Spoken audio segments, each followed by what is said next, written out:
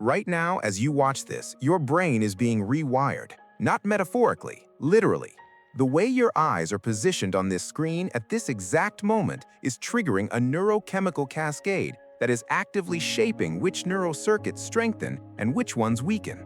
And here's what nobody tells you. The most focused, highest-performing people on the planet aren't more disciplined than you. They haven't meditated longer or slept better or taken smarter supplements. They've just accidentally or deliberately learned to use their eyes differently. In the next 10 minutes, you're going to understand exactly what they're doing. And more importantly, you're going to feel it work before this video ends. Let's start with what's actually happening to your brain right now. The average person spends somewhere between 8 and 10 hours a day with their eyes locked onto a close, flat surface, a phone, a laptop, a monitor.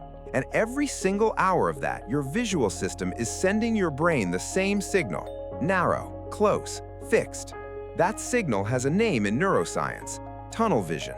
And it doesn't just describe how you're seeing, it describes what your brain becomes while you're doing it. When your eyes lock onto a close target for extended periods, your sympathetic nervous system, the same system wired for threat detection and survival, interprets that visual pattern as a sign of high alert. It responds by releasing norepinephrine, the brain's version of adrenaline, in a slow, steady drip. Do that for 8 hours straight, and you haven't just looked at a screen. You've spent 8 hours running a low-grade stress simulation inside your own nervous system.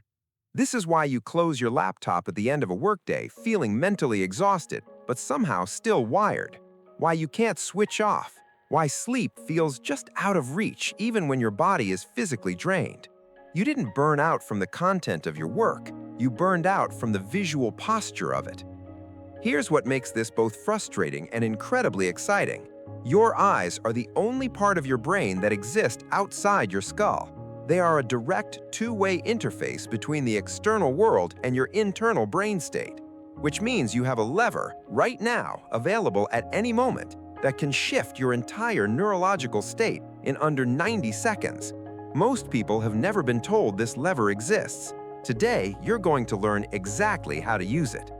To understand the mechanism, I want you to picture a dial, not a digital slider, an old analog dial, the kind you'd find on a radio. On the far left is pure, flat calm. No alertness, no drive, no motivation. The kind of fog you feel on a Sunday afternoon when you've done nothing and feel vaguely guilty about it. On the far right is pure panic. Full alarm, racing heart, tunnel vision locked on the threat, the kind of state that makes you feel like everything is urgent and nothing is manageable.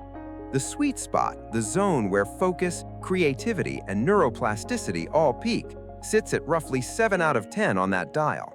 High alertness, but without the noise of anxiety. Engaged, but not frantic. Your eyes are the fastest, most direct way to move that dial, and the mechanism is surprisingly precise. Here's how it works. Your visual system operates in two distinct modes. The first is narrow focus. When you lock your gaze onto a specific close point, your pupils constrict slightly, your eye muscles engage, and a signal travels down your optic nerve that activates the brainstem's alertness centers. Specifically, two neurochemicals flood the relevant circuits: acetylcholine, which acts like a spotlight, highlighting exactly which neurons should fire and wire together, and norepinephrine, which turns up the overall gain on your neural activity, making you sharper, faster, more alert. This is the chemistry of focus, and you can trigger it deliberately, on demand. Try this right now. Pick a single point on your wall or screen. Lock your gaze onto it. Hold it. Don't let your eyes drift. 30 seconds. Feel that? That slight increase in alertness? That subtle sharpening? That's acetylcholine firing. That's your brain shifting states, triggered entirely where you pointed your eyes. That's the first mode. Now, here's the second, and this one is where most people's lives could dramatically change. Panoramic vision is the opposite of tunnel focus. Instead of locking onto a single point, you deliberately soften your gaze and allow your visual field to expand, taking in the widest possible view, the way you naturally see when you look out at a horizon, an open landscape, or a wide sky. When you shift into panoramic vision, something measurable happens in your brain almost immediately. Activity in the amygdala, the brain's primary threat detection and fear processing center, drops significantly. The sympathetic nervous system begins to hand control back to the parasympathetic system. Your heart rate variability improves. Muscle tension in your face, jaw, and shoulders begins to release. You don't feel less alert, you feel alert without the anxiety sitting underneath it. This is the neurological explanation for why a 20-minute walk outside clears your head more effectively than 20 minutes of sitting quietly trying to relax. When you walk forward through an environment, your visual system registers the world flowing past you on both sides. Neuroscientists call this optic flow. Research shows optic flow actively suppresses amygdala firing. Your brain interprets forward movement through a wide visual field as a signal that you are not under threat, and it powers down the alarm system accordingly. You weren't just getting fresh air, you were running a neurological reset protocol, using your visual system as the interface. Now here's where neuroplasticity enters the picture, and why this matters beyond just feeling better in the moment. Neuroplasticity, the brain's ability to physically rewire itself by strengthening some neural connections and pruning others, doesn't happen randomly. It requires two things to occur simultaneously: high alertness and precise focus. The acetylcholine is what makes plasticity possible. It tags the specific neurons firing during a focused state and signals the brain to strengthen those particular connections. No acetylcholine release, no tagging, no rewiring. This means the visual state you're in while learning, practicing a skill, or working through a problem directly determines whether that experience changes your brain or just passes through it. 8 hours of unfocused ambient screen gazing produces almost no meaningful neuroplasticity. The same 8 hours with deliberate alternation between narrow focus and panoramic recovery produces profound, measurable neural change. The difference isn't effort, it's eye position. Here are 4 protocols you can start using today. Each one is under 2 minutes. None requires equipment, apps, or any change to your existing schedule. Protocol 1, the 90-second focus primer. Before any high-stakes cognitive task, a meeting, a writing session, a complex problem, spend 90 seconds in deliberate narrow focus. Pick a specific small point, the period at the end of a sentence, a dot on a piece of paper, a fixed spot on a wall. Lock your gaze onto it and hold. Don't force it, just maintain. You will feel your mind begin to resist and wander. That friction is the acetylcholine working. That's your attentional circuitry being activated. By the time you release and begin your actual task, your brain is already primed neurochemically for deep focus and accelerated learning. You've turned the dial to 7 before the work even begins. Protocol 2, the panoramic reset between tasks. Every 45 to 60 minutes of focused work, before switching to your next task, take 2 to 5 minutes of deliberate panoramic vision. Stand up, look out a window, or step outside. Soften your gaze. Don't focus on anything specific. Let your visual field expand as wide as it goes. Breathe normally. This isn't a break from productivity. This is the neurological equivalent of saving your file and clearing your RAM before opening the next program. People who do this report sustained focus across a full workday rather than the familiar mid-afternoon cognitive collapse. Protocol 3, the pre-meeting horizon gaze.